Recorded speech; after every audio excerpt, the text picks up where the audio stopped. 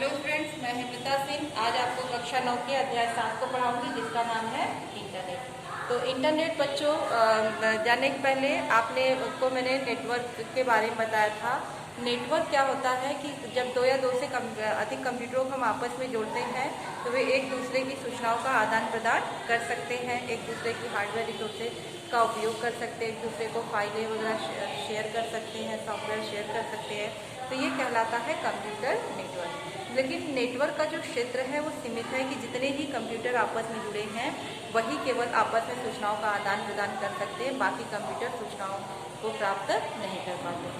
तो ऐसे ही जब कई अलग अलग कंप्यूटर नेटवर्क हो और हम ये चाहें कि दूसरे कंप्यूटर नेटवर्क पे जो है इन सूचनाओं को भेजा जा सके या दूसरे कंप्यूटर नेटवर्क की सूचनाओं को इन दूसरे कंप्यूटर पे जो है प्राप्त किया जा सके, तो इसके लिए जो है जो कंप्यूटर नेटवर्क है उनको आपस में जोड़ा गया जिसको कहा जाता है इंटरनेट। उदाहरण के लिए जैसे ऑस्ट्रेलिया के कंप्यूटर हैं, वहाँ का कंप्यूटर नेटवर्क, यूएसए का computer network, India computer network, ये मतलब कई देशों के कंप्यूटर नेटवर्क को जब आपस में जो है जोड़ा गया ताकि ये सूचनाओं का आदान प्रदान कर सके, तो ये कहलाता है इंटरनेट। आप इंटरनेट को इस प्रकार से भी परिभाषित कर सकते हैं कि नेटवर्कों का नेटवर्क इंटरनेट कहलाता है, या आप ये भी कह सकते हैं कि विभिन्न प्रकार के अनेक नेटवर्कों का ऐसा समूह जिसमें सभी नेटवर्क किसी न किसी प्रकार से तथा किसी न किसी माध्यम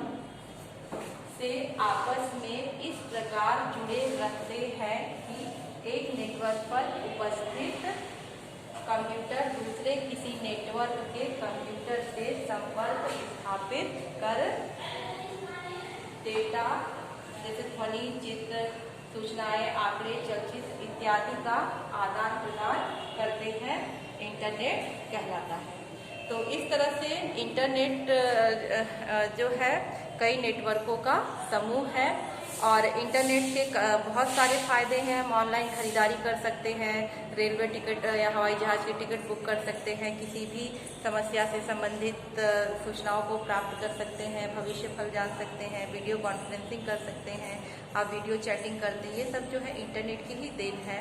तो इंटरनेट का जो है ये हमारे जीवन का एक अंग बन गया है और यही इसी का ही परिणाम है कि इंटरनेट आज हम घर बैठे पूरे देश दुनिया में क्या हो रहा है उसके बारे में जानकारी प्राप्त कर सकते हैं। तो इंटरनेट का जो है प्रारंभ कैसे हुआ वो मैं बताती हूँ आपको। जो है इंटरनेट का प्रारंभ जो है अमेरिका के कैलिफोर्निया विश्वविद्यालय के प्रोफेसर लियोनार्ड जो है क्लिनरॉक थे। उन्होंने जो है इंटरनेट की स्थापना की। इंटरनेट के जो जन्मदाता कैलिफोर्निया विश्वविद्यालय के प्रोफेसर लियोनार्ड क्लिनरॉक को माना जाता है क्योंकि इन्होंने ही इनकी ही खोज तथा परिश्रम से सितंबर 1969 को सर्वप्रथम दो कंप्यूटरों के मध्य संवाद स्थापित करने में सफलता पाई गई थी। तो जैसे अभी आप इमेज वगैरह देखते हैं तब केवल जो है जब इन्होंने इंटरनेट का उपयोग किया तो इसमें दो कंप्यूटरों के मध्य जो है सूचनाओं को केवल भेजा जा सकता था। और परंतु इंटरनेट का जो वास्तविक प्रचलन जो है 1989 में जिनेवा के यूरोपियन पार्टिकल फिजिक्स लैब में किया गया और इन्होंने ही जो है WWW जिसको वर्ल्ड वाइड वेब कहते का निर्माण किया और यह इंटरनेट के प्रयोग के लिए जो है सन 1991 में उपलब्ध हो गया था। और इंडिया में जो इंटरनेट था वो 1995 में आया और 1993 में मोजाइक सॉफ्टवेयर के द्वारा इंटरनेट पर किसी भी चीज़ को मैगजीन फॉर्मेट के रूप में प्रस्तुत किया जा सकता था। और इसके पश्चात इंटरनेट पर प्रत्येक स्क्रीन को एक वेब पेज के रूप में जाना जाता है। जो भी आप स्क्रीन देखते हैं इंटरनेट पे जो होता है वो कहलाता है वेब पेज। और इस प्रोग्राम में कंप्यूटर के भीतर लिखे पत्रों को आपस में जोड़ने की सुविधा प्राप्त हुई। जल्द ही इंटरनेट पे अलग अलग कंप्यूटरों के जो है दस्तावेजों को जोड़ पाना संभव हो गया और इसी का परिणाम है कि कई हजार जो सर्वर है उनकी सूचनाओं को हम प्राप्त कर पाते हैं और ये जो है WW की ही देन है। HTML भाषा का योगदान रहा है जो इंटरनेट के वेब पेजेस बनाए जाते हैं जिसमें हाइपर लिंकिंग का उपयोग किया जाता है। तो HTML भाषा का जो है महत्वपूर्ण योगदान है इंटरनेट में। और सन 1994 नेटस्केप कम्युनिकेशन और 1995 माइक्रोसॉफ्ट कॉरपोरेशन के इंटरनेट ब्राउज़र प्रोग्राम के आने से प्रयोगकर्ता के लिए इंटरनेट पर कार्य करना बहुत ही सरल हो गया।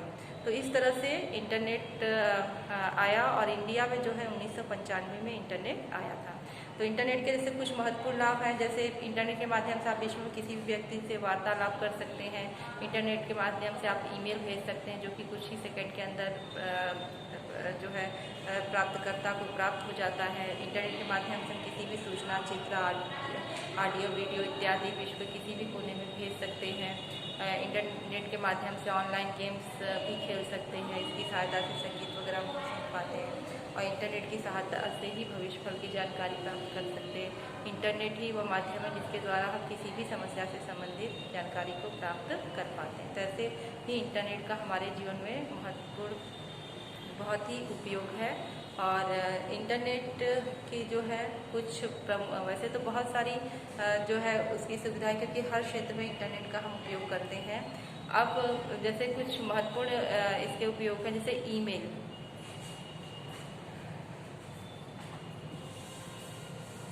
ईमेल जो है ये पत्राचार की इंटरनेट में सुविधा है जिसके द्वारा हम एक व्यक्ति को किसी भी व्यक्ति को सूचना भेज सकते हैं।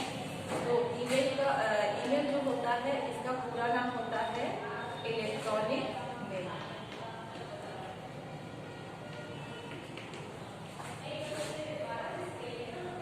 तो इलेक्ट्रॉनिक मेल, तो ईमेल का पूरा नाम इलेक्ट्रॉनिक मेल है। ये इलेक्ट्रॉनिक रूप में सूचनाओं को भेजने के काम आता है। और ईमेल के द्वारा आप टेक्स्ट मैसेज तो भेज ही सकते हैं, साथ में अगर कोई अटैचमेंट, कोई फाइल भेजना है, कोई फ़ोटो भेजना है, तो ये सारी चीज़ें भी ईमेल के द्वारा भेजी जा सकती हैं। और ईमेल में जरूरी नहीं कि आप जिस व्यक्ति को भेज रहे हैं वो व्यक्ति, जैसे चैटिंग है ईमेल में, तो क्या आपका जो चैटिंग है, चैटिंग में क्या होता है, जिस भी व्यक्ति से आप चैटिंग करते हैं उसको भी कंप्यूटर पे सामने बैठना होना जरूरी होता है। लेकिन ईमेल में अगर आप एक बार सूचना को भेज देते हैं तो जिस व्यक्ति को आप सूचना को भेज रहे हैं वो किसी भी समय उस अपने ईमेल आईडी को ओपन करके आपकी द्वारा भेजी गई सूचना को प्राप्त कर सकता है। तो ईमेल जो है एक पत्राचार की सुविधा है जिसके द्वारा हम बिना टिकट के देश विदेश में किसी भी व्यक्ति को मैसेज भेज सकते हैं, सूचनाएं भेज सकते हैं। अब ईमेल आईडी जो होता है, हर व्यक्ति का ईमेल एड्रेस होता है, क्योंकि जिसको भी आप सूचना भेजते हैं उसका ईमेल एड्रेस होना जरूरी है, तभी आप जो है व्यक्तिगत सूचनाओं को भेज पाएंगे। तो ईमेल कोई भी ईमेल होता है तो उसमें जो है उसके 3 भाग होते हैं। जैसे एक आपने ईमेल बनाया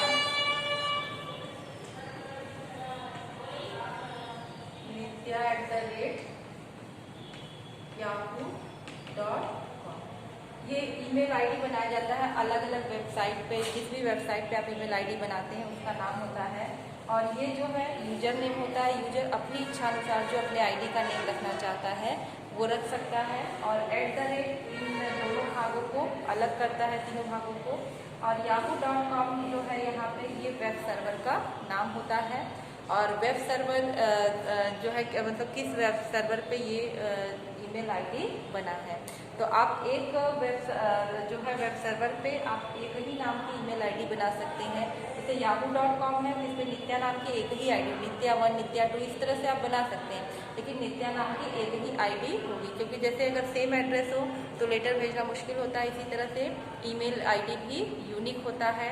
आप नित्या नाम की जो है ईमेल आईडी जैसे hotmail.com पे बनाना चाहते हैं, gmail.com पे, तो आप बना सकते हैं। लेकिन इस yahoo.com पे आपकी एक ही जो है नाम की आईडी होगी जो कि यूनिक होगी और ये जो है सूचनाओं को व्यक्तिगत भेजने में सहायता करती है। तो हर व्यक्ति का अपना ईमेल आईडी होता है। इसमें जो है फाइल ट्रांसफर प्रोटोकॉल होता है। प्रोटोकॉल का भी ईमेल सुविधा में महत्वपूर्ण योगदान है। फाइल ट्रांसफर प्रोटोकॉल, जिसको कि हम FTP फाइल ट्रांसफर प्रोटोकॉल को हम FTP कहते हैं और यह प्रोटोकॉल एक सिस्टम से दूसरे सिस्टम पर फाइल को स्थानांतरित करने के लिए प्रयुक्त किया जाता है और यह क्लाइंट प्रोसेस और सर्वर प्रोसेस के मध्य 2 कनेक्शन स्थापित करता है, जिसमें एक डेटा ट्रांसफर तथा दूसरा सूचनाओं को नियंत्रित करने का कार्य संपादित करता है। तो जो सूचनाएं भेजने का कार्य फाइल ट्रांसफर प्रोटोकॉल के द्वारा ही इंटरनेट पे संभव हो पाता है। और ईमेल ID क्या है आपका, ईमेल क्या है जिसके द्वारा पत्राचार की सुविधा प्रदान की जाती है, हम अपनी सूचनाओं को दूसरों तक पहुंचा सकते हैं। फिर आता है टेलनेट, ये भी एक प्रोटोकॉल है। देखिए प्रोटोकॉल जो होता है नेटवर्क के नियम है, जैसे आप कोई भी कार्य करते हैं तो आप कुछ नियम बनाते हैं, उसी तरह से नेटवर्क के भी नियम हैं कि सूचनाओं को सही रूप में भेजा जा सके। तो ऐसे ही कुछ टेलनेट क्या है, यह प्रोटोकॉल आपको किसी भी सिस्टम पर पहुंचाकर उस पर उपलब्ध सुविधाओं को प्रयोग करने की सुविधा प्रदान करता है। तो टेलनेट के द्वारा आप किसी भी सिस्टम पे पहुंच सकते हैं, अर्थात वह प्रोग्राम जो आपकी जानकारी संसाधनों तथा डेटाबेस तक पहुंचाने का कार्य करता है। यह सर्विस इस प्रकार से तैयार की जाती है कि प्रयोगकर्ता को इंटरनेट पर किसी एक साइट के द्वारा कई सुविधाएं प्राप्त की जाती है, जैसे सॉफ्टवेयर तथा डेटा जो किसी दूसरी साइट पर उपलब्ध सूचनाओं को अपने कंप्यूटर पर एक्सेस करा सकते हैं। तो ये जो है टेलनेट के द्वारा हम कर पाते हैं कि दूसरे कंप्यूटर की सूचनाओं को हम दूसरे साइट की सूचनाओं को प्राप्त कर पाते हैं। आर्ची आता है आपका,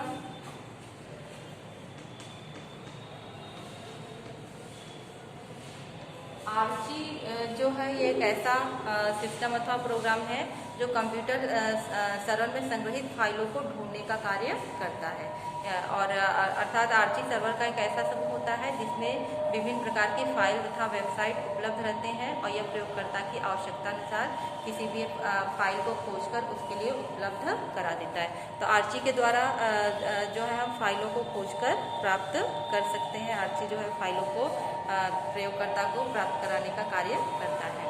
फिर है गोफर,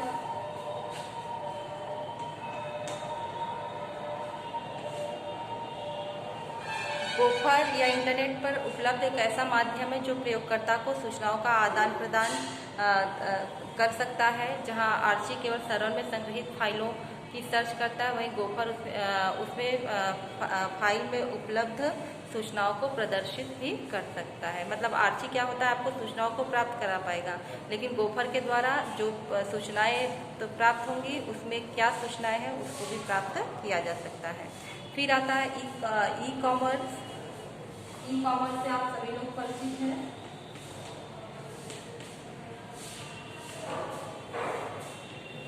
ये व्यापार से संबंधित है। इंटरनेट पर उपलब्ध आधुनिकतम व्यापारिक वातावरण है ई कॉमर्स, जिससे वस्तुओं की खरीदारी जो है खरीद बिक्री और उनके आवागमन की सारी सूचनाएं जो है सुविधाएं उपलब्ध रहती हैं। अर्थात अलग अलग स्थानों पर बैठे व्यक्ति या कंपनियों द्वारा इंटरनेट के माध्यम से संपर्क स्थापित करके वस्तुओं और सेवाओं या जो भी और भी सेवाएं हैं उनकी खरीद बिक्री या लेन देन करना जो है ई कॉमर्स कहलाता है। फिर है electronic bulletin.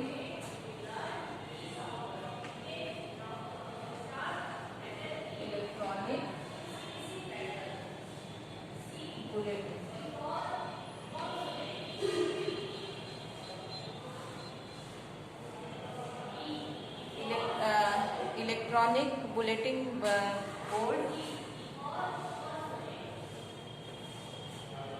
Electronic bulletin board जो होता है इंटरनेट पर उपलब्ध नेटवर्क की समाचार सेवा होती है, जिसकी सहायता से किसी समाचार अथवा सूचनाओं को सार्वजनिक रूप से में उपलब्ध कराया जाता है। तो इलेक्ट्रॉनिक बुलेटिन बोर्ड जो है सूचनाओं को देने का कार्य समाचार जो है से प्राप्त करते हैं। इसके अंतर्गत न्यूज ग्रुप इंटरनेट से जुड़े हुए सर्वर पर उपलब्ध रहते हैं।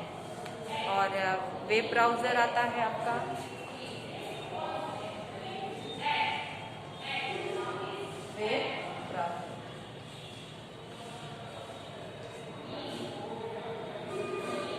वेब ब्राउज़र इंटरनेट में किसी भी सूचना को खोजने की प्रक्रिया जो है सर्फिंग कहलाता है। जब भी आप कोई सूचना इंटरनेट पे खोजते हैं तो वो कहलाता है सर्फिंग। और इंटरनेट पर सर्फिंग जिस प्रोग्राम द्वारा की जाती है उसे वेब ब्राउज़र कहते हैं। वेब ब्राउज़र के द्वारा ही आप इंटरनेट का उपयोग करते हैं।